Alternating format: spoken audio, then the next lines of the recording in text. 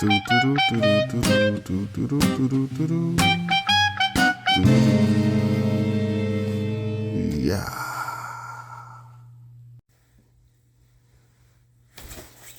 YouTube. What's up, baby? We're back in this thing again for another review. This is Q's Insight.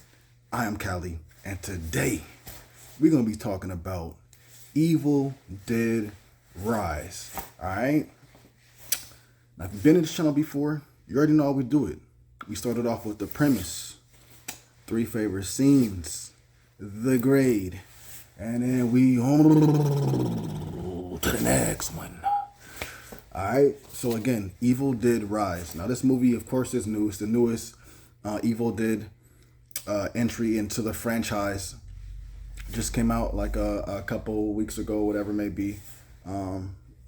So this is the Evil Dead that we have for the year 2023. Alright. Let me start off by saying I wanted to see this movie ever since I saw the trailer.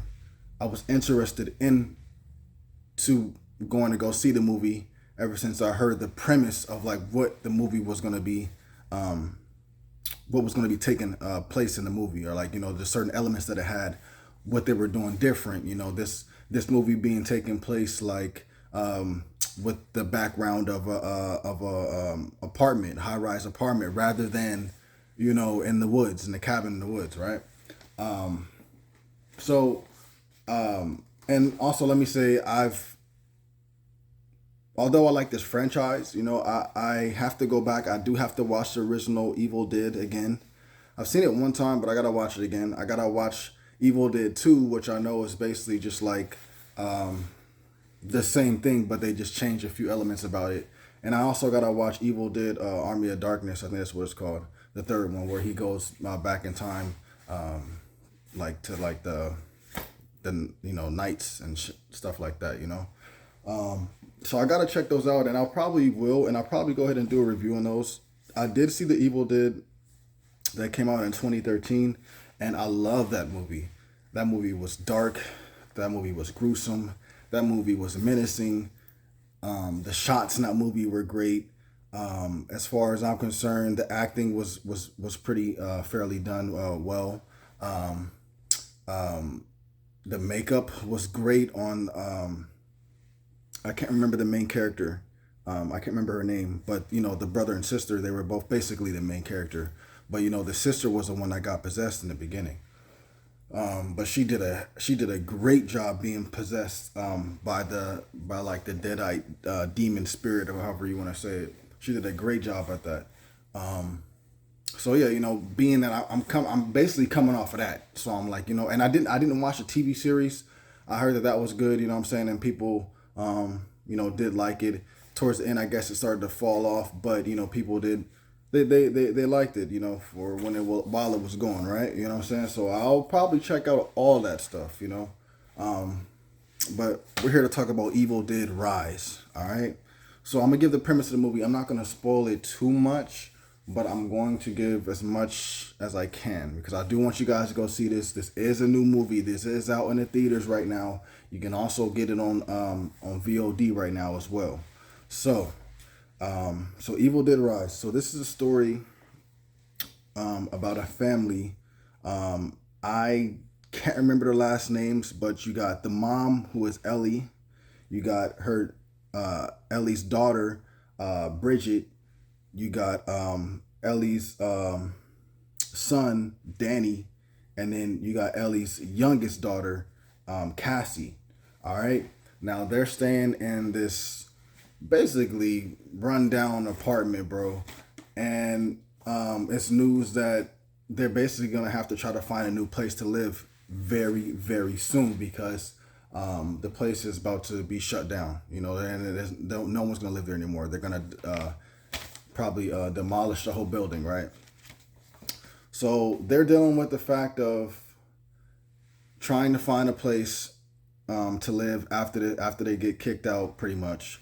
Also, the mother, Ellie, is going through basically a divorce or a separation, however you want to say it, with her husband, and therefore everything's kind of on Ellie to do. You know what I'm saying? She has her three children that she's looking out for. She's going through her situation with, the breakup or separation or divorce with her husband. Also tasked with having to try to find a new place for them to live, all three of her children plus her. All right, so these are hectic times for the four of them, right? And even more so for the mom, because all the responsibility and duties rely on her. So you have that situation going on right there, right? And then we have Ellie having a younger sister, and her name is Beth.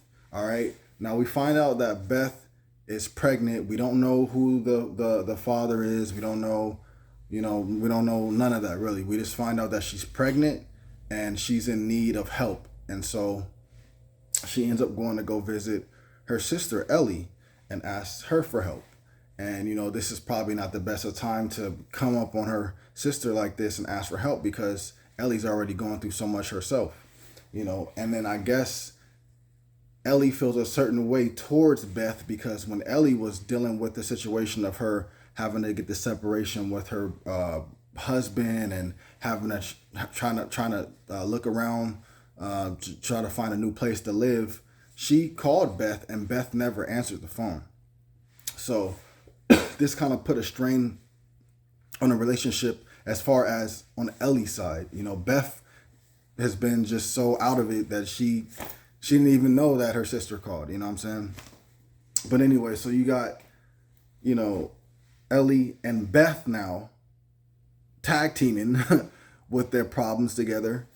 And what ends up happening is they end up experiencing a earthquake. All right. Now, in this earthquake, the ground breaks. A certain part of the ground breaks up, and this is when the son and daughter, Danny and Bridget, they go get some pizza, and during this earthquake, the ground near them breaks, and then they end up finding like this. Kind of like a storage place that you would have like for like old relics, whatever you want to say, or just whatever, right? So they find this thing and there's a whole bunch of religious items in there, whatever it may be. But within there also is, I think it's called the Necronomicon, but whatever, just the Book of the Dead, however you want to say it, right? That one is in there. And then also, if you're a fan of this franchise, you already know there's actually 3 of those books. All of them basically doing the same thing. One of the main one being the strongest one, the other 2 being strong enough, having different incantations within them, but also, they're just a little bit less than the main one. But they all 3 of them will bring the evil dead, the dead to rise. All right, so. But this one is about the 3rd book. So you got the movie, The Evil Dead and Evil Dead 2, that was dealing with the first book, the main book, right? Evil Dead in the 2013 like remake / reboot, whatever you want to say, that was dealing with the 2nd book. Now you got this Evil Dead Rise for 2023 dealing with the 3rd book. So now we've seen what all 3 books do, whatever you want to say. But anyways, the 3rd book, the Necronomicon book, whatever, the Dead book, it was in that little storage facility or whatever that Danny and Bridge were at. So Danny ends up taking it back to the apartment. It also had some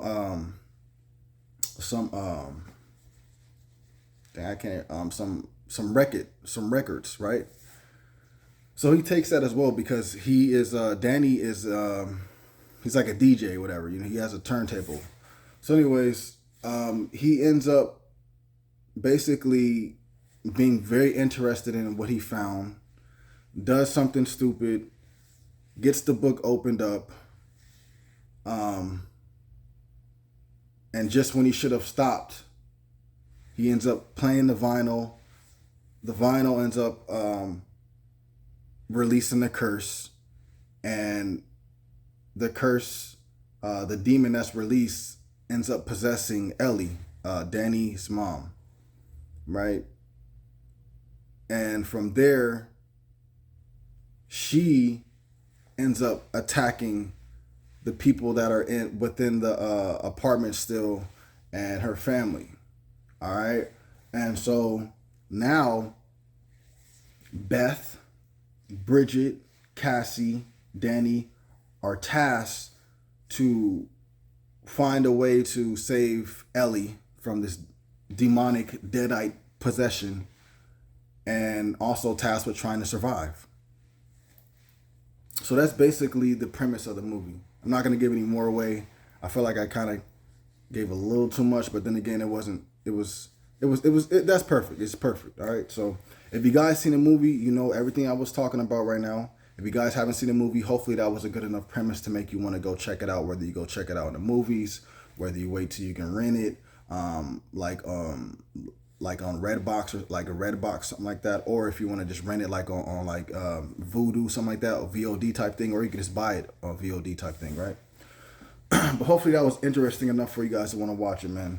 So that would be the premise of the movie. 3 of my favorite scenes. Now this is going to be spoilerish, so if you've seen the movie, you probably are not going to mind. If you haven't seen the movie, stop this video, watch the movie, come back, listen to this later.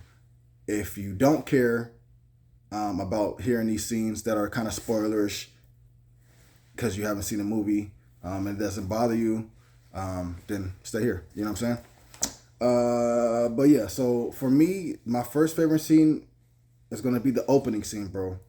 And, you know, there's so many things in the opening scene where they show Jessica being possessed and attacking her friends while they're at this little vacation, little stay in the cabins, right?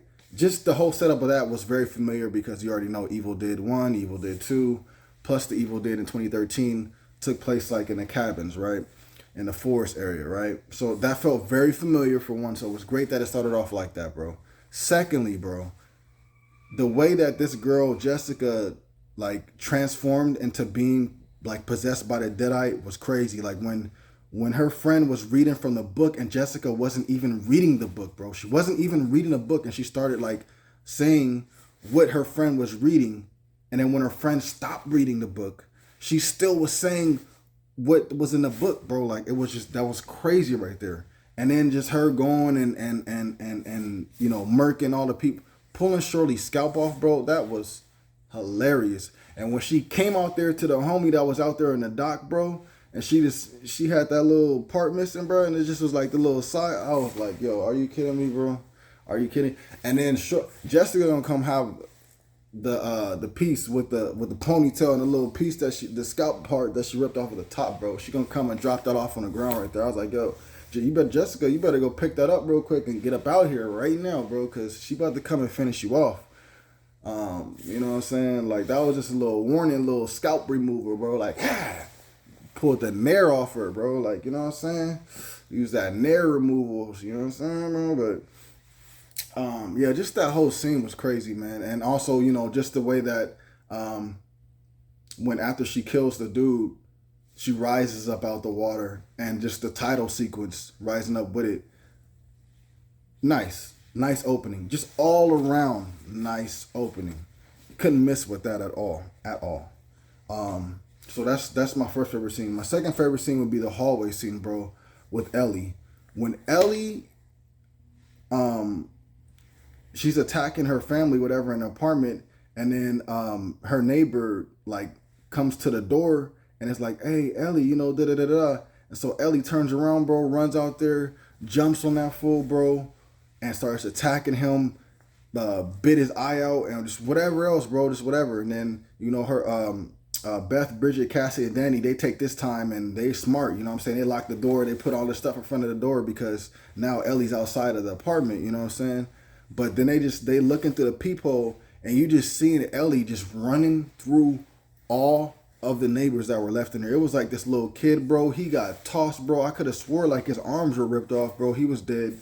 Like I said, she jumped on one dude, bit his eye out, bro. And then like he would like fell unconscious or whatever. And then she spit the eye that she bit out into another dude's mouth. He's choking on he's choking on the eye. You know what I'm saying? Like, then, you know, the manager dude comes out with the shotty, you know what I'm saying, shooting her back, and then he gets killed. Then the dude that got his eye bitten out, he wakes up from being unconscious from all that pain. Then he goes to the peephole trying to ask Beth to let him in, and Ellie comes up behind him and just rips his neck out, bro. I was like, yo, that was crazy. Like just the whole scene, like seeing that through the peephole, and then seeing some of it like they're out there like in the hallway. Like it just was cool, different perspectives, and just the way that she murked them bad, bro. She murked them bad, bro. Like and that little kid, bro. Oh my God, man. Hopefully he's in heaven, bro. Hopefully he is in heaven. But that'd be my second favorite scene, bro. My third favorite scene, bro, will be Ellie's demise by Beth. Towards the end, you know what I'm saying? The whole situation where in which, now it's only Beth and Cassie left. Danny and Bridget are now possessed, and everybody else that was attacked by Ellie in the apartment is now possessed, and they've joined it to Ellie, and so they're like this big monster that's multiple arms and whatever the heck you want to say, and multiple heads or whatever you want to say, right? And just the way that they dealt with that situation, while they were being attacked, Cassie and Beth being attacked by that monster, bro. And then just how Beth ends up destroying Ellie. You know what I'm saying? Starting up that wood chipper. You know what I'm saying? Having that shotgun or whatever, blasting Shorty.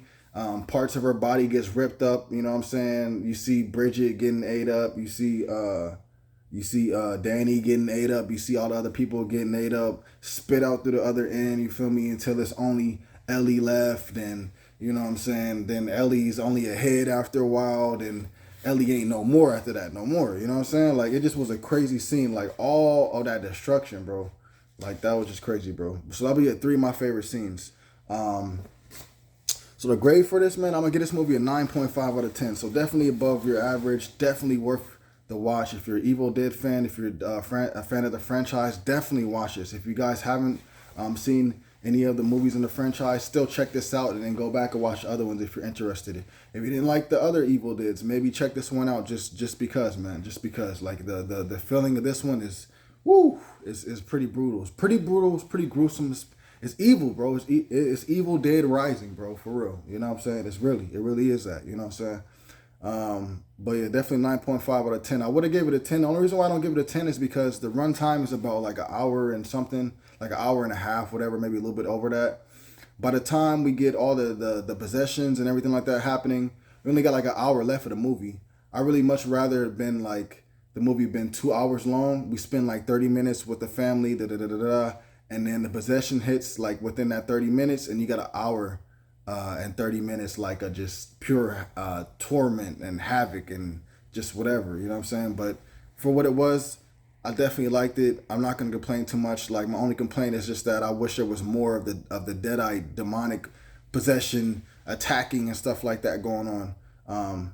I wish it was longer, but other than that, this movie was definitely great, bro. The lady that played Ellie, hell of a job, bro. Hell of a job, and the effects, the practical effects, or just whatever, the CGI, whatever it was, her acting, bro, just really made her character pop. You know what I'm saying? Especially when she was like possessed or whatever, and even the Danny and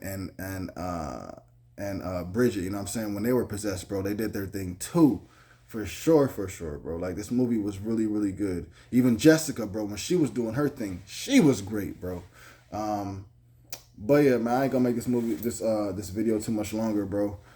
So definitely 9.5 out of 10. Definitely go watch it if you guys are a fan of the franchise. And if you guys are just interested into it, just go check it out. Check it out, man. It definitely won't hurt you. Just go check it out, man.